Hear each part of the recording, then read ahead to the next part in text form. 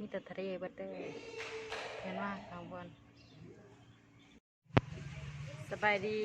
มื้อนี้เฮาก็สิไปบัดเนาะพี่น้องนี่ก็สิพาไปเบิ่งบัดเนาะแล้วก็หมู่ว่าบ่ทันได้ฮู้สามารถสิไปบัดได้เนาะเดี๋ยวเฮาก็สิพาพี่น้องไปทำบุญไปทำบุญนะจะอะไร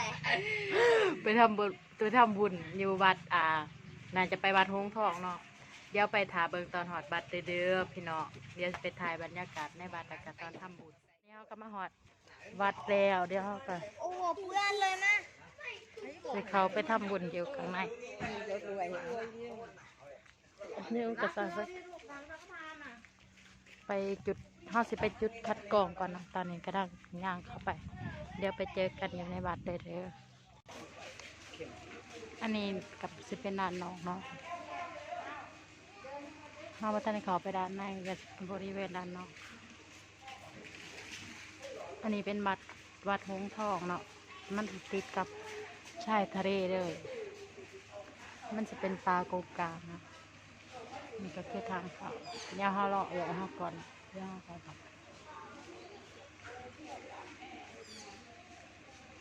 มื้อนี้ก็เป็นวันที่เท่าไหร่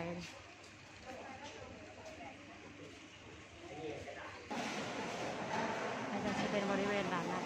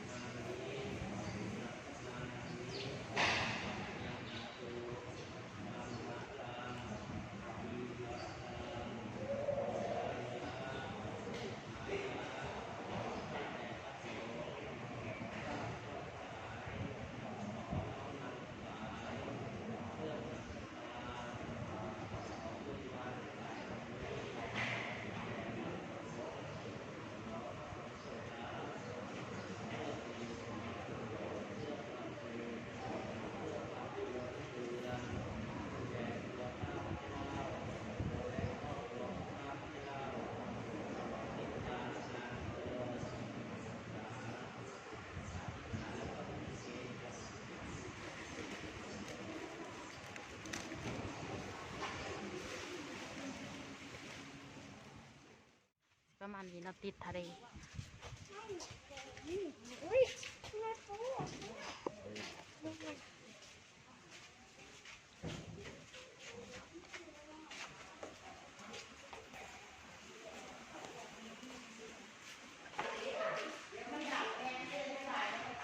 เขากระทาไว้สักกระทานเดียวเขาเขาก็ออกมา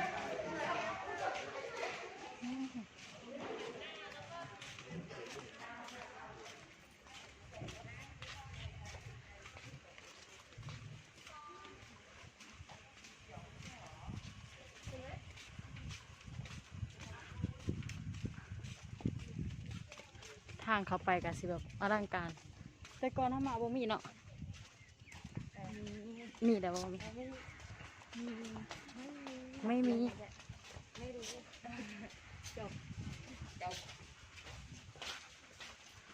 น้ำห้ามเอาในการสิเป็นเย็นแห้ง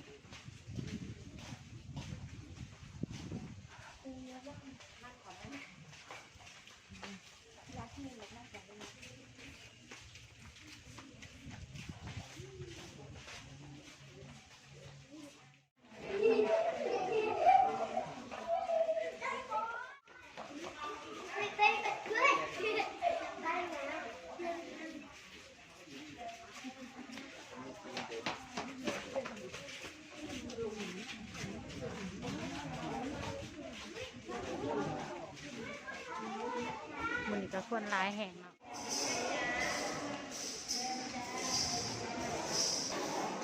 คนไม่รักกอดกัน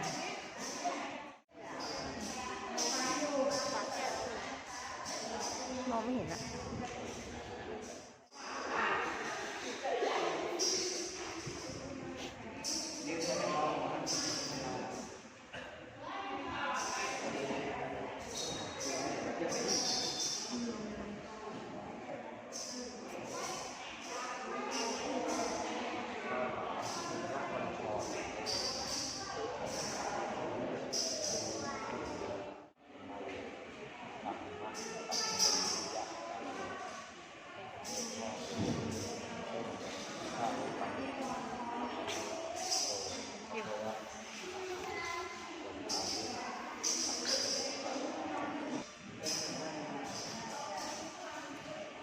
ไปยอดเนี่ย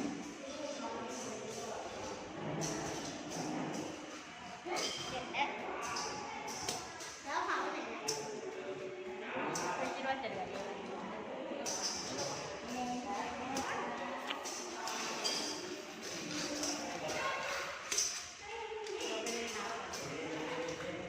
ต้องใส่สอง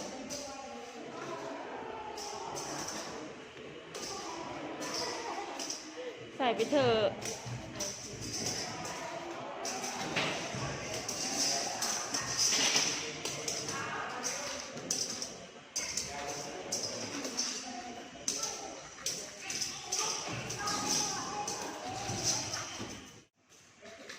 ใจเย็นๆนะครับ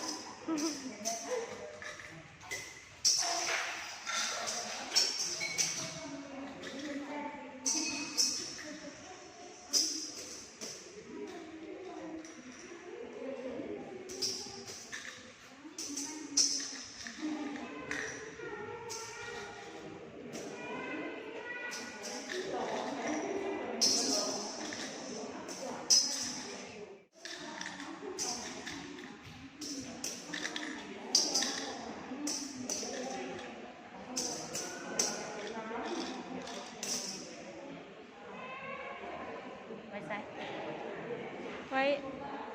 เนี่ย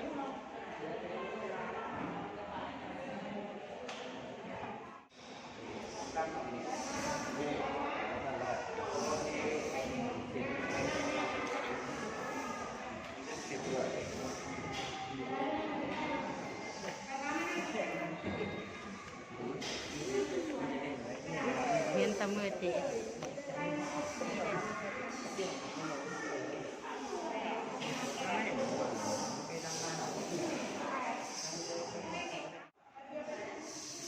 ว้าวเฮ็ดงามขนาดเลยอันนี้ก็จะเป็นบริเวณ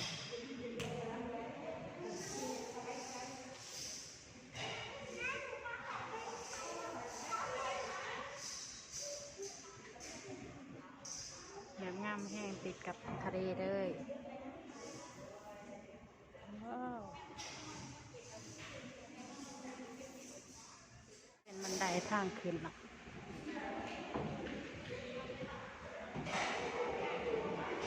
ส่วนหนึ่ง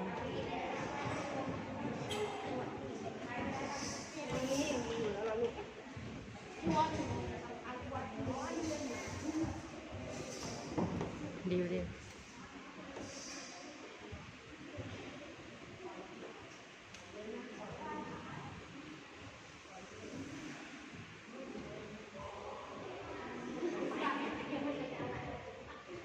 ขึ้นมาสันบนก็สิประมาณ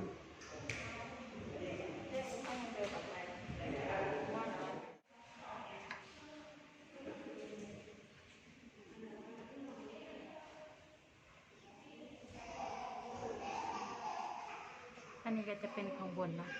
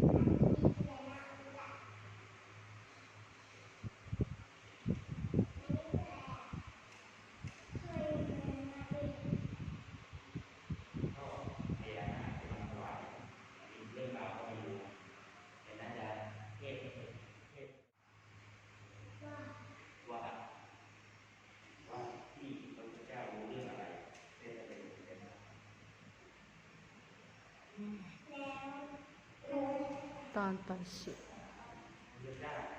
พี่ชิงตามหาอยู่ พี่ขึ้นมาข้างบน คนละตอนกันคนละช่วงเวลาก็คือประมาณว่า พออันนี้ก็มาอันนี้ ใช่ก็แค่ที่ ก็มา เป็นเดิม ก็มา นี่ฉันเก็บแล้วแค่ที่เอาไหมนี่ครับ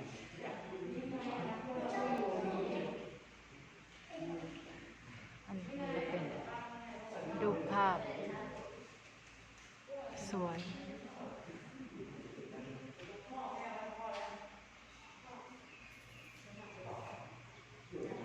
เป๋าที่ร้านแล้วก็ว่าเอามา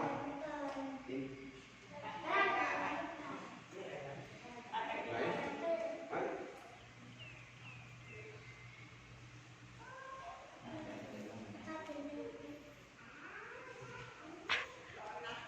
ไหน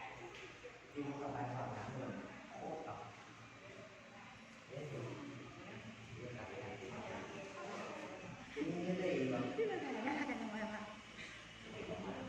ไหว้พระครับไหว้พระปะทำให้ไหว้ถือ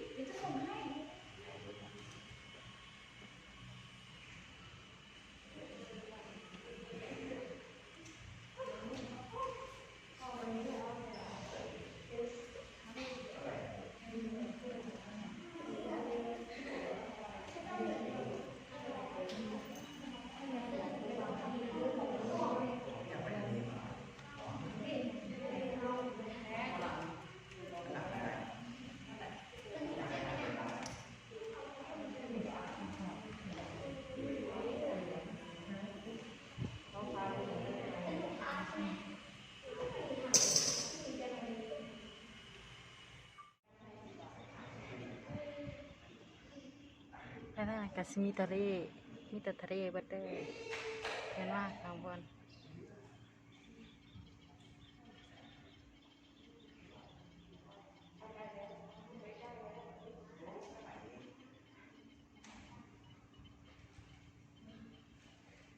ทางนั้นก็สิเป็นทางที่เฮาย่างมาเนาะนี่ก็สิเป็นสะพานที่เฮาย่างมาได้